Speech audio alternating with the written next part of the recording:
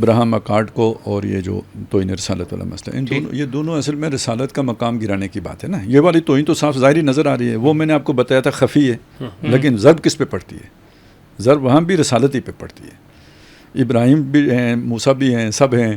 تو یہ جو شریعت محمدی ہے نا، یہ اس کو بیچ سے نکال دو، روح محمد اس کے جسم سے نکال، تو مطلب وہ بھی ضرب اسی پہ پڑتی ہے. تو یہ لنک تو صاف ہے، بالکل نظر آتا ہے.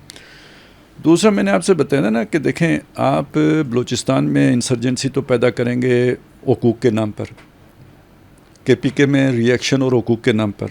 پنجاب میں کیسے پیدا کریں گے؟ اگر آپ نے ملک توڑنا ہے تو پنجاب کے اندر بھی تو ایک ری ایکشن پیدا کرنے کی ضرورت ہے نا. کیسے پیدا کریں گے؟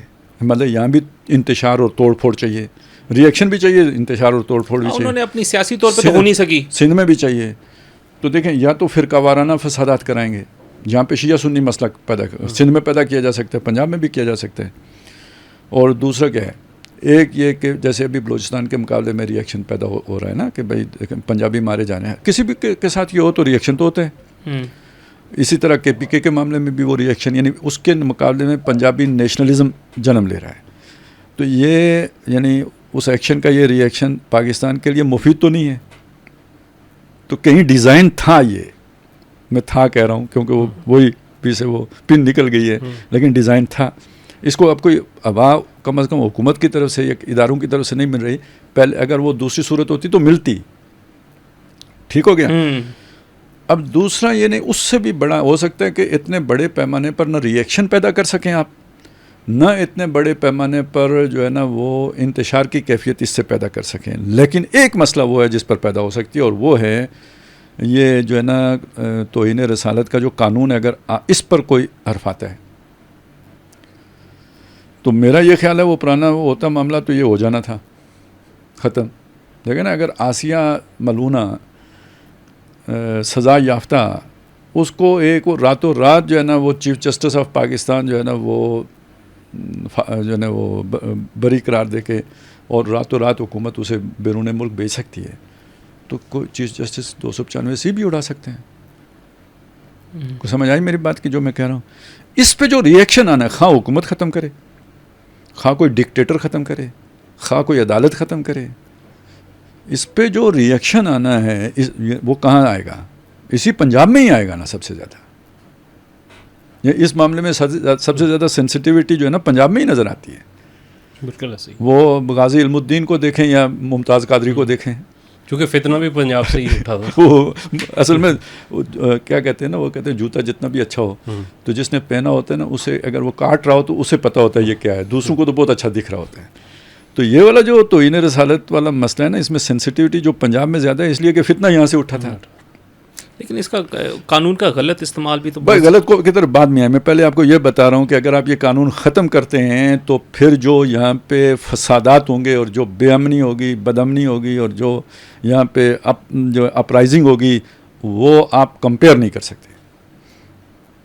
یہ منصوبہ تھا تو جس کی وجہ سے یہ ساری چیزیں چل رہی ہیں. لیکن یہ کہ اب مجھے لگتا ہے کہ اس پہ ٹھنڈ پڑی رہے گی، کچھ بھی نہیں ہوگا، یہ سارے ناکام ہوں گے، قانون انٹیکٹ رہے گا.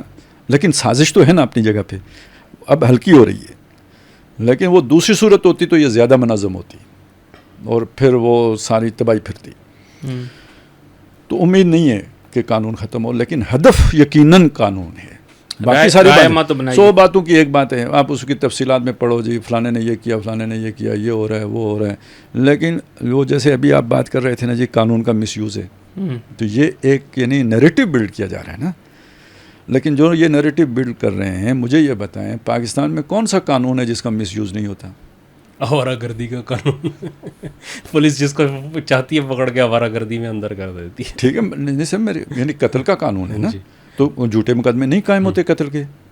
نہیں، میں اور بات کر رہا تھا کہ آج تک اس کو ختم نہیں کیا گیا. یہ انگریزوں نے جو ہے وہ جو 1857 کی جنگ آزادی تھی، 1858 میں یہ قانون لایا تھا کہ آپ اپنے علاقے سے باہر جائیں گے تو اپنے جو ہے نا وہ گاؤں کا جو بھی چودھری یا مکھیا ہوگا اس سے ایک راہداری بنوا کے پاس رکھیں گے، کاغذ پہ لکھی ہوئی کہ یہ فلاں بندہ میرے گاؤں کا ہے اور یہ فلاں جگہ جا رہا ہے، فلاں جگہ پہ جانا ہے. اگر جس کے پاس نہیں ہوگی تو اسے آوارہ گردی کے، اس لیے کہ جو اس وقت باغی تھے وہ ایک جگہ سے دوسری جگہ نہ جا سکیں. ٹھیک. تو وہ قانون آج بھی پولیس کے پاس ہے کہ ایک آزاد ریاست کا شہری جس کو پولیس چاہے اور پکڑے اور اسے اس کے اوپر صرف اتنا سا اس نے لکھنا ہوا ہے کہ یہ بغیر راہداری کے فلان جگہ سے گھومتا ہوا ملا ہے. ہاں تو وہ قانون آج تک چل سیاسی رہا طور ہے. پہ ہم نے بھینس چوری کا وہ پھر محاورہ ہی بن گیا. ٹھیک ہے نا. مطلب قتل کا اگر قانون اگر مس یوز ہوتا ہے تو کیا قتل کا قانون ختم کر دینا چاہیے یا مس یوز ختم کرنا چاہیے؟ ٹھیک ہے. چوری کا دیکھیں نا یہ بڑے گھروں میں یہاں تک کہ ججوں تک پر یہ الزام لگتے ہیں کہ ان کے گھر میں جو ملازم ہوتے ہیں وہ اگر کام چھوڑنا چاہیں تو ان پہ چوری کا مقدمہ قائم ہو جاتا ہے. وہ چھوڑ بھی نہیں سکتے بیچارے. پورے خاندان پہ چوری کا مقدمہ درج ہو جاتا ہے. ایک بندے کو چھوڑتے ہیں کہتے ہیں پیچھے جس نے آ کے مذاکرات کر کے ڈیل کرنا ہوتا ہے تو وہ ایک کوئی باہر رہ جاتا ہے باقی سب کو اندر کر دیتے ہیں. ٹھیک ہے. تو اب چوری کی سزا ختم کر دیں قانون ختم کر دیں کیونکہ مس یوز ہو رہا ہے اور بڑے لوگ کر رہے ہیں. اچھا فوج مارشل لا لگا دیتی ہے تو فوج ختم کر دیں. سیاستدان کرپشن کرتے ہیں تو حکومت ختم کر دیں. مطلب کیا کریں. یہ اصل میں الٹا علاج ہے. سیدھی بات یہ ہے کہ ان کو ان کے کینڈے میں رکھو اس حساب میں رکھو قانون کا مس یوز ختم کرو. جو مس یوز کرتا ہے اسے نشان عبرت بناؤ. اس معاملے میں بھی کریں.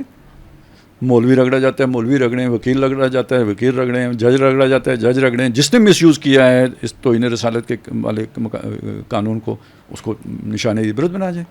علیحدہ ایک قانون بنانے کے جس نے مس یوز کیا اس کو بھی وہی سزا ملے گی جو اس قانون کی سزا جو مرتکب کی سزا ہوگی.